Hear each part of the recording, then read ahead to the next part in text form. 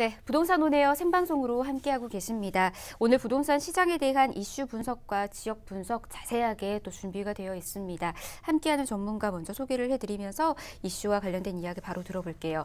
오늘은 TA 부동산 투자자문의 유광수 대표와 알찬 정보 들어보도록 하겠습니다. 대표님 인사와 함께 이슈 바로 소개해 주세요. 네, 안녕하세요.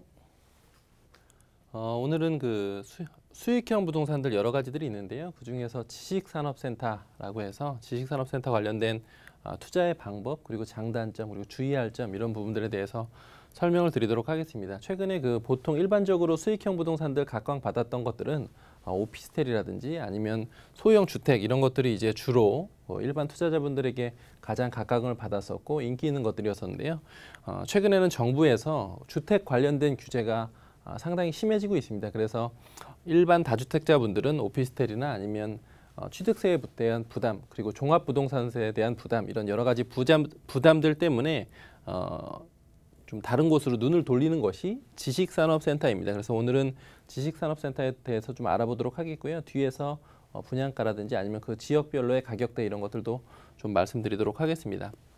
일반적으로 이제 지식산업센터가 무엇인가라고 한다면 예전에는 아파트형 공장이다라고 불렸었는데요. 지금은 지식산업센터라고 해서 명칭 변경이 2010년도에 명칭 변경이 됐습니다. 그래서 아파트처럼 한 건물 안에 여러 공장이 이렇게 공장을 보시면 될 것 같은데요. 공장이 들어갈 수 있거나 아니면 작업장 그리고 판매 시설이 같이 들어갈 수 있는 유형의 공장이다 해서 기본은 공장이다라고 보시면 좋을 것 같고요. 공장을 지식산업센터로 이렇게 명칭 변경을 2010년에 했기 때문에 전체적으로는 공장이 이제 베이스입니다. 그래서 그 내용을 이해를 하시고 뒤에 내용들을 이해하시는 것이 좀 전체적인 내용을 이해하시는 데 도움이 되실 것 같습니다. 그래서 이것은 이제 좀 대규모로 지어져 있는 지식산업센터의 그 외관의 사진인데요. 그 사진을 보시면 일반적인 오피스 빌딩과 지식산업센터와 외관상으로 구별하기는 좀 쉽지가 않습니다. 그래서 오피스 빌딩하고 지식산업센터의 차이점들도 뒤에서 말씀드리도록 하겠고요. 일반적인 구성은 보시면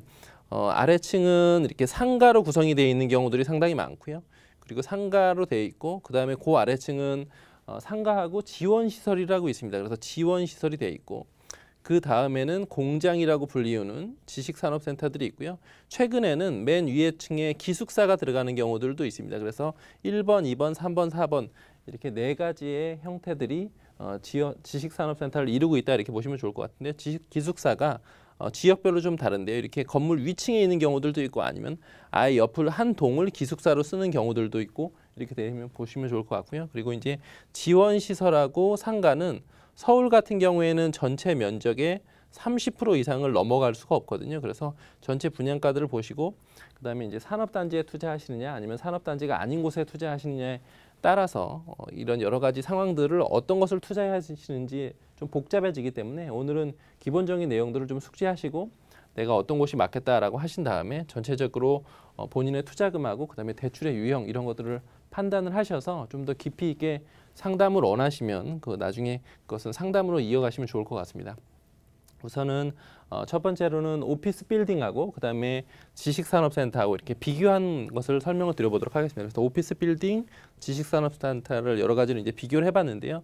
일반적으로 오피스 빌딩은 일반 상업지역에 위치를 하고요. 그다음에 이제 지식산업센터는 산업단지 혹은 준공업 지역에 위치를 합니다. 그래서 가격적으로 봤을 때 일반 상업지역이 훨씬 더 가격이 높고요. 그리고 이제 산업단지나 이런 것들은 당연히 가격대가 좀 낮겠죠. 그래서 여러 가지 장점들이 이 지식산업센터에 몰려 있습니다. 외관은 비슷하지만 지식산업센터에 여러 가지 장점들이 있기 때문에 어떤 장점들이 있는지를 말씀드리도록 하겠습니다. 그리고 일반적으로 종로다 이런 상업지구에 있는 큰 대형 건물들은 단독 건물들이 많은데요. 지금 지식산업센터는 집합 건물로 되어 있기 때문에 구분 소유가 가능합니다. 그래서 101호, 102호, 103호 이렇게 해서 구분 등기를 하고 분양을 하는 경우들이 많기 때문에 실제로 이렇게 소액 투자가 가능하다라는 것들을 말씀드리겠는데요.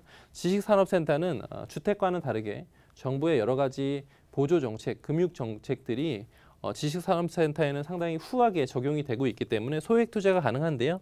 일반적인 분양가의 65%에서 약 한 80%, 많게는 90%까지도 대출이 되는 경우들이 있습니다. 그래서 전체 분양 금액이 6억이다라고 한다면 한 1억 2천에서 1.2억에서 한 6천만 원 정도 있으면 이렇게 투자가 가능하시고 실제로 지렛대를 이용하셔서 저금리를 이용을 하시면 수익률이 10% 이상 되는 경우들도 있습니다. 그래서 그런 부분들을 확인해 보시면 좋을 것 같고요.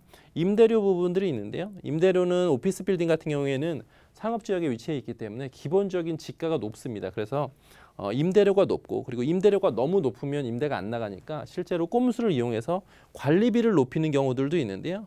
지식산업센터는 기본적으로 산업단지나 중공업 지역에 위치해 있기 때문에 낮은 임대료가 형성이 될 수가 있고요. 관리비도 실제로 지식산업센터의 관리비하고 그다음에 오피스 빌딩의 관리비는 한 5배 이상 차이 나는 경우들도 많습니다. 그래서 실제로 강남 지역이라든지 아니면 여의도 지역에 있던 중소기업들이 금천구의 쥐밸리라든지 아니면 영등포구에 있는 지식산업센터로 이전을 많이 하는 이유가 관리비 때문에 그런 경우들도 많기 때문에 그 부분도 꼭 확인을 해보시면 좋을 것 같고요.